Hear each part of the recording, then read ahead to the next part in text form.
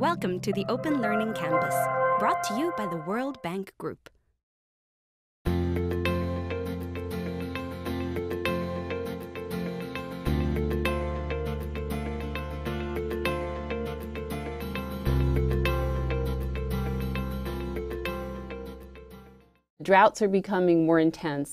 Les sécheresses deviennent de plus en plus fortes et fréquentes. Non seulement ça, mais nous sommes aussi de plus en plus confrontés à des inondations et la combinaison des sécheresses et des inondations freine considérablement notre capacité à nous développer. Les impacts écologiques et économiques de ces phénomènes sont visibles un peu partout dans le monde. Le changement des températures, des précipitations et du niveau marin modifie le périmètre optimal dans lequel toute vie est possible, où les forêts peuvent prospérer, où les cultures peuvent croître.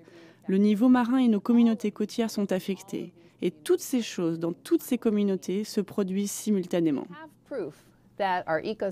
Nous avons la preuve que les écosystèmes de la planète changent. Nous savons que le printemps commence maintenant 2 semaines plus tôt que par le passé.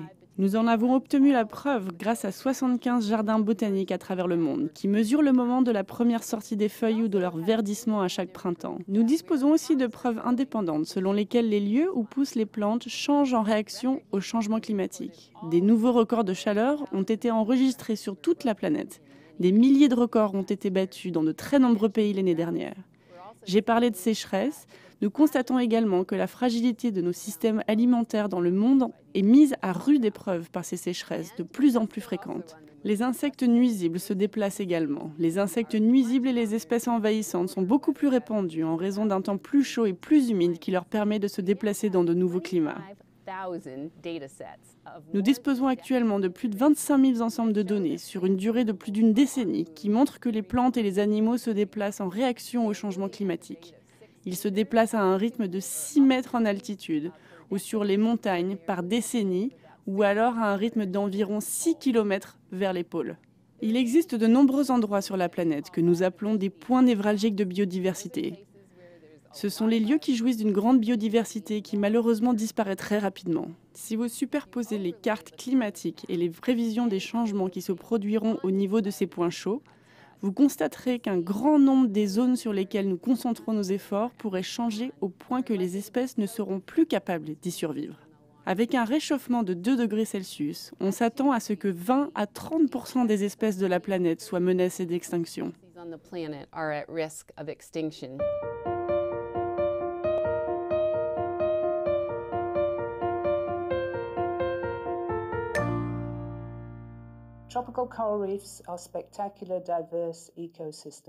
Les récifs coralliens tropicaux sont des écosystèmes diversifiés et spectaculaires.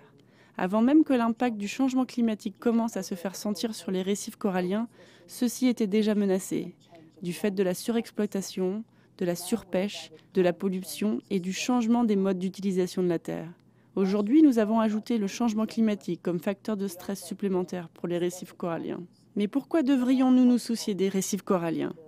Au-delà de leur valeur esthétique évidente, ils sont des points névralgiques de la biodiversité. Par ailleurs, ils fournissent un moyen de subsistance à plus de 500 millions de personnes dans le monde et près de 30 millions dépendent entièrement des récifs coralliens puisqu'ils vivent littéralement dessus. Les récifs coralliens n'occupent qu'une petite partie des océans dans le monde, moins de 0,5%. Cependant, on estime que leur valeur en termes de tourisme et de loisirs représente à peine un peu moins de 10 milliards de dollars par an et presque 6 milliards de dollars en termes de pêcherie. Les récifs coralliens se trouvent dans les parties les plus chaudes des océans tropicaux. Comme c'est le cas pour bon nombre de plantes et d'animaux tropicaux, cela les rend beaucoup plus vulnérables au réchauffement des océans. Cette vulnérabilité s'observe plus particulièrement lors des phénomènes de blanchissement des coraux. Le blanchissement du corail survient lorsque la relation particulière entre le corail et les algues se rompt. Ce blanchissement est la conséquence d'un stress qui peut prendre la forme de températures fortes, de températures faibles, de faible salinité de l'eau ou de pollution. Le blanchissement des coraux peut entraîner leur mort. On a récemment constaté un blanchissement généralisé des coraux dans le monde. Quand les récifs coralliens blanchissent, cela n'affecte pas seulement les coraux, mais aussi tous les organismes associés aux récifs. Une étude a par exemple examiné les poissons sur un récif après le blanchissement de ce dernier. Même si 10% de poissons seulement dépendaient effectivement des coraux, 75% d'entre eux ont baissé en nombre. Un autre problème majeur pour les coraux est l'acidification des océans. Elle a de graves conséquences sur le maintien des taux de calcification des coraux. Une autre cause de destruction physique des écosystèmes des récifs coralliens est les grosses tempêtes, les cyclones tropicaux, les ouragans et les typhons. Ces phénomènes sont naturels et les récifs coralliens peuvent se reconstituer avec le temps. Mais cela prend à peu près 10 à 20 ans. Le seuil maximal de dioxyde de carbone dans l'atmosphère permettant de préserver les récifs coralliens dans leur état naturel est de 350 parties par million.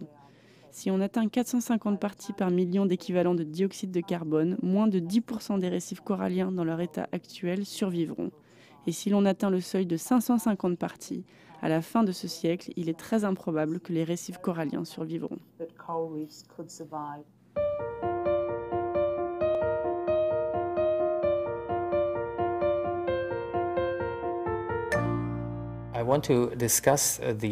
Au cours de cette présentation, j'aimerais étudier la question des différences régionales dans l'élévation du niveau de la mer, ainsi que leur impact. Permettez-moi tout d'abord de vous rappeler que le niveau de la mer à l'échelle mondiale s'est élevé d'environ 20 cm depuis la fin du 19e siècle du fait du réchauffement climatique. Le réchauffement climatique des temps modernes provoqué par nos émissions de gaz à effet de serre. Mais la surface des mers n'est pas plate. Il existe des différences et l'une des principales raisons de ces différences régionales tient aux courants océaniques et au vent.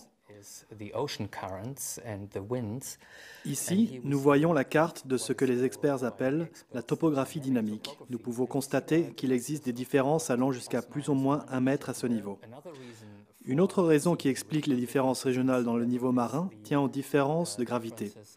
Certaines de ces différences sont dues à la gravité exercée par la roche sous-jacente, dont la densité varie dans différentes parties du monde et provoque une grande déformation de la forme de la Terre tout entière, qui n'est pas comme un ballon parfaitement rond.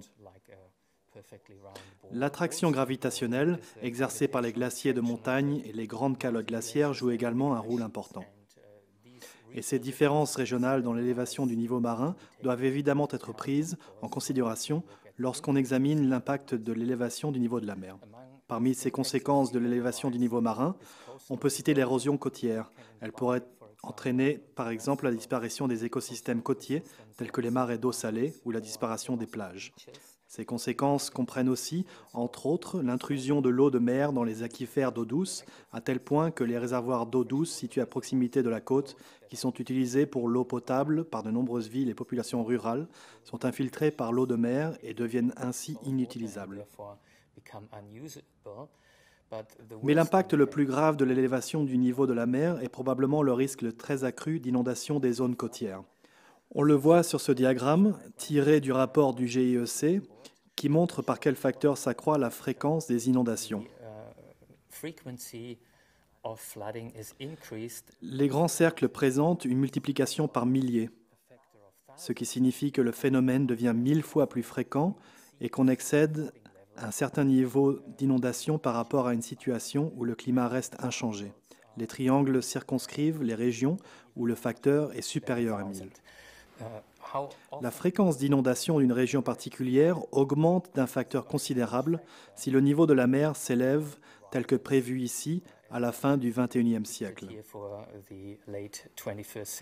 L'augmentation du risque d'inondation s'observe déjà aujourd'hui avec les tempêtes tropicales comme Haiyan ou comme l'ouragan Sandy, durant lesquelles le niveau plus élevé de la mer intensifie évidemment les ondes de tempête générées par les tempêtes.